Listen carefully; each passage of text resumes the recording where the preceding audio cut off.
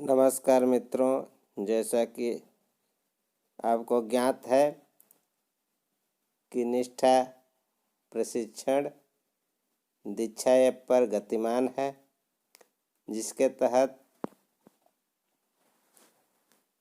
UP विज्ञान का शिक्षा शास्त्र उत्तर प्रदेश मॉड्यूल 12 आपका हम लेकर के आए हैं। इसके प्रश्नोत्तरी को देखते हैं। गतिविधि सहित प्रश्नोत्तरी, गतिविधि 2 और गतिविधि 4 भी इसमें दिया गया है। आइए हम विज्ञान का शिक्षा शास्त्र खोलते हैं। यहाँ विज्ञान का शिक्षा शास्त्र उत्तर प्रदेश, हम आगे की ओर बढ़ते हैं। यहाँ पर सीखने के प्रतिफलों को प्राप्त करने के लिए शैक्षणिक प्रक्रियाएं, इसको खोलते हैं। इसमें गतिविधि 2 अपनी समझ की पड़ताल करें, खोलते हैं। गतिविधि 2 अपनी समझ की पड़ताल करें। यहाँ पर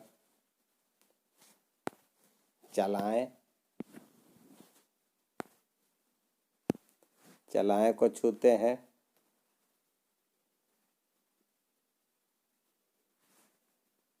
गतिविधि 2 अपनी समझ की पड़ताल करें, लोड हो रहा है।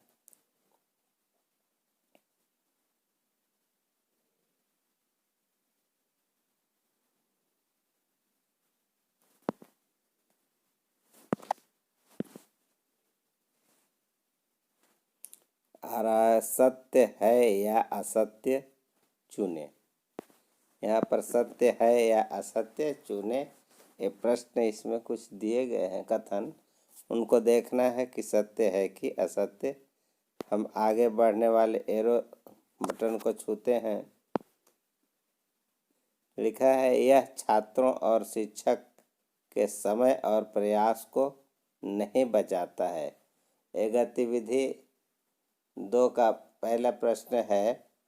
पहला कथन, यह छात्रों और शिक्षक के समय और प्रयास को नहीं बचाता है, तो यह कथन सत्य है।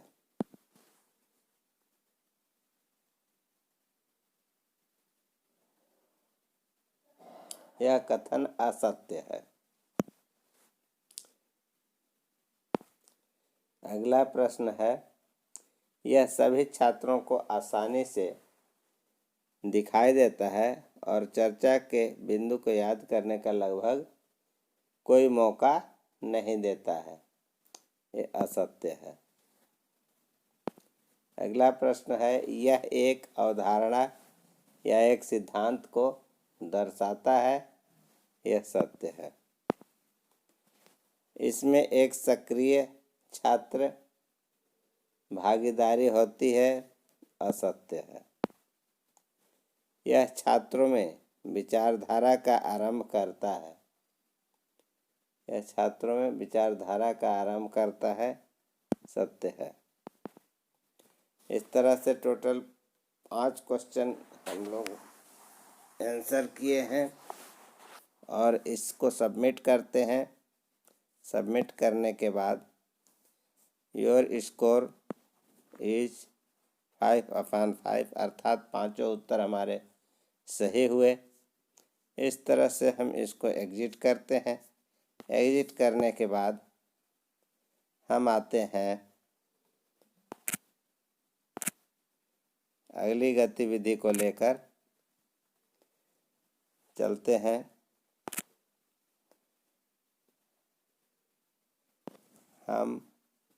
आइए हम निम्नवत गतिविधियों द्वारा विज्ञान की खोज करें। इसको छुएंगे। जैसे ही छूते हैं, हमारा गतिविधि 6, गतिविधि 4, गतिविधि 4 यहाँ पर दिया हुआ है। अपनी समझ की पड़ताल करें। इसको छूते हैं तो यहाँ पर आपका अपनी समझ की पड़ताल करें आया। इसको चलाएं, चलाते हैं। यहाँ पर आ रहा है अघातवर्धनीय और वे वस्तुएं जो अघातवर्धनीय नहीं है चुने। मित्रों, अघातवर्धनीय, घात मतलब होता है चोट, आघात मतलब चोट होता है, और चोट मारने पर बढ़ना, और चोट मारने पर जो नहीं बढ़ते हैं, जो चोट मारने पर बढ़ते हैं और जो चोट मारने पर नहीं बढ़ते हैं, नहीं फैलते हैं। तो इससे हमें देखना है, एरो तीर को छुएंगे और देखते हैं बोतल और किताब। बोतल और किताब को जैसे ही चोट करेंगे, आघात करेंगे, वो चूर चूर हो जाएगा, टूट जाएगा, ये फैलेगा नहीं।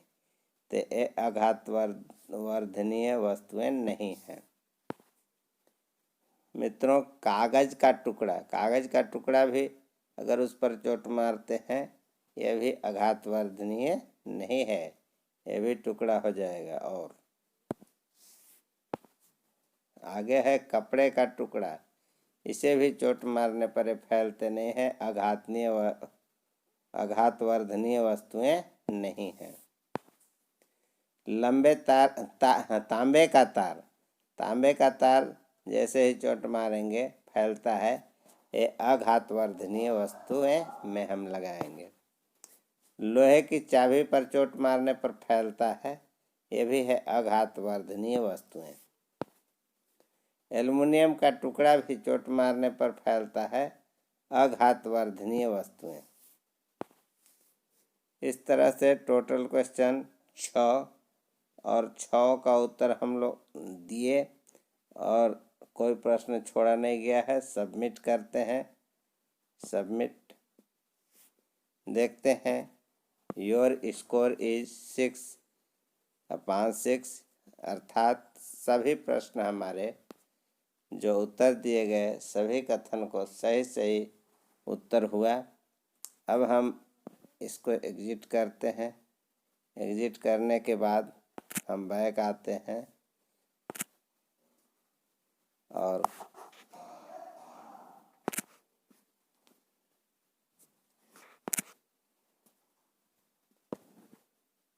तुरंत हम चलते हैं प्रश्नोत्तरी पर। यहाँ प्रश्नोत्तरी है, प्रश्नोत्तरी को छूते हैं। प्रश्नोत्तरी,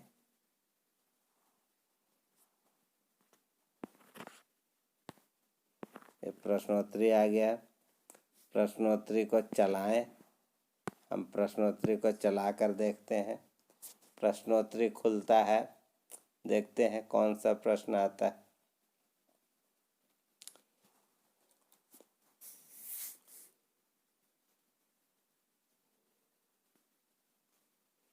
इसमें पहला प्रश्न आ रहा है। मित्रों, इस प्रश्न को पूरा पढ़ने के लिए हम इस बटन को डाउन छू करके डाउन कर लेते हैं, फिर उस बटन को छू करके हम फिर सही कर लेते हैं। देखिए, इस बटन को हम छू रहे हैं और डाउन हुआ। शिक्षक ने शिक्षार्थियों को हर्बल उद्यान में अपनी ऊंचाई का उपयोग करते हुए पौधों की तुलनात्मक लंबाई मापकर तथा धागे का उपयोग करते हुए और पौधे के तने की सतह को छूते हुए मोटाई मापकर डेटा का संग्रह करने के लिए एक गतिविधि में शामिल करते हैं। इस गतिविधि को करने के दौरान शिक्षार्थी कौन सी विज्ञान प्रक्रिया कौशल से गुजरेंगे, निम्नलिखित को देखें। तो इसमें दिया है लंबाई की तुलनात्मक माप, कि स्पर्श अनुभव के माध्यम से अवलोकन, कि धागा और स्केल का उपयोग कर सटीक माप। निम्नलिखित में से सही विकल्प हम चुनते हैं। इसमें मित्रों तीनों सही, यह भी, यह भी, यह भी। तो इसका सही उत्तर होगा 1 2 3 सही है ये। मित्रों अगला प्रश्न उसी तरह से हम डाउन करके देख लेते हैं। शिक्षक ने छात्रों को नोटबुक में अपनी पसंद के पौधों को स्केच बनाने और उसे रंगने, चित्र लेने और कोलाज बनाने के लिए एक गतिविधि में शामिल किया। इस गतिविधि के माध्यम से शिक्षक निम्नलिखित मुख्य अवधारणाओं में से शिक्षार्थियों के बीच निर्माण करने की कोशिश कर रहा है। तो इसका सही उत्तर होगा पौधों की वृत्तियों में विविधता। मित्रों अगला प्रश्न है, विभिन्न पौधों की प्रवृत्तियों के डेटा के संग्रह के लिए कक्षा 6 के छात्रों के साथ एक शिक्षक द्वारा संचालित हर्बल उद्यान में प्रकृति की सैर के दौरान विषय शिक्षक ने निष्कर्ष निकाला कि कुछ शिक्षार्थियों ने गुलाब के पेड़ और सुनहरे सेब को झाड़ी बताया। शिक्षक का उद्देश्य इस प्रकृति भ्रमण गतिविधि के माध्यम से शिक्षार्थियों में निम्नलिखित में से कौन सी दक्षताओं का विकास करना है। तो इसका सही उत्तर होगा वर्गी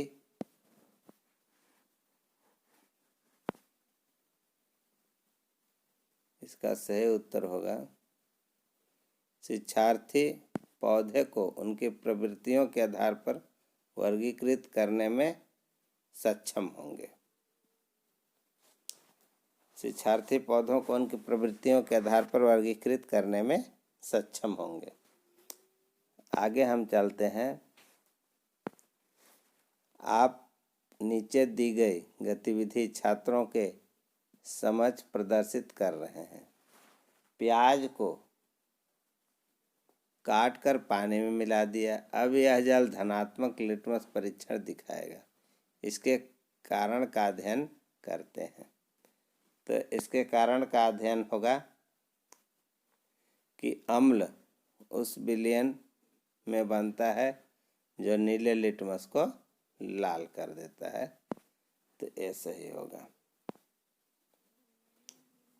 आगे है, छात्रों से कहा जाता है कि प्रोटीन से बने विभिन्न रेशों के बारे में जानकारी एकत्र करें। निम्न में से किसके बारे में जानकारी एकत्र करेंगे? तो इसका उत्तर है रेशम। अगला प्रश्न है, कक्षा में घोल के बारे में चर्चा करते हुए आप एक विद्यार्थी को पानी में किसी पदार्थ को डालने के लिए आमंत्रित करते हैं। पदार्थ की निश्चित मात्रा को जोड़ने के बाद वह पात्र के नीचे दिखाई देने लगता है। आप छात्रों से कौन से निष्कर्ष की अपेक्षा करते हैं? तो इसका सही उत्तर होगा घोल संतृप्त हो जाएगा। आगे है, आप छात्रों को यह महसूस करने में मदद करना चाहते हैं कि सभी ध्वनियाँ मनुष्य के लिए श्रव्य नहीं है। आपकी राय में इसकी सबसे प्रभावी कार्यनीति क्या हो सकती है? तो इसका सही उत्तर होगा परियोजना। आगे है, ध्वनि उत्पन्न करने के विभिन्न तरीकों का परिचय कराने के लिए पड़ोसी कक्षा के एक शिक्षक अपने विद्यार्थियों को किसी भी तरीके से ध्वनि उत्पन्न करने का अवसर देने की योजना बना रहे हैं, लेकिन आप नहीं चाहते कि आपके छात्र अशांत हो। आप उस शिक्षक को क्या करने की सलाह देंगे? तो विद्यार्थियों को हम गतिविधि करने के लिए सभी कक्षाओं से दूर खेल के मैदान में ले जाएं। अगला है, मीरा अपनी कक्षा में एक दृष्टिबाधित छात्रा है।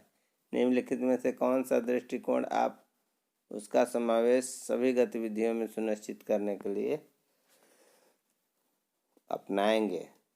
तो हम इसमें कंपन करने वाली विभिन्न वस्तुओं को छूने और महसूस करने के लिए उन्हें सुविधा प्रदान करना, तबले की सतह पर फैले हुए चावल के दानों को महसूस करवाना और एक अन्य छात्रा को बताना कि वह क्या अवलोकन कर रही है, ये सभी दृष्टिकोण का मिश्रण है। इसमें इसका उत्तर है। आगे है, भारत में स्कूली शिक्षा के किस चरण में विज्ञान को एक अलग विषय शास्त्र के रूप में शुरू किया जाता है? तो इसमें उच्च प्राथमिक में हम टिक लगाएंगे। हमारे उत्तर देखते हैं। टोटल 10 प्रश्न किए और 200 प्रश्न का उत्तर दिया गया और एक भी प्रश्न नहीं छोड़ा गया। हम सबमिट करके देखते हैं हमारे कितने प्रश्न का उत्तर सही हुए। यहाँ पर योर स्कोर इज 10/10, अर्थात हमारे सभी प्रश्नों के उत्तर सही हुए। मित्रों, हम पुनः अगले वीडियो में आपके साथ उपस्थित होंगे। तब तक के लिए नमस्कार।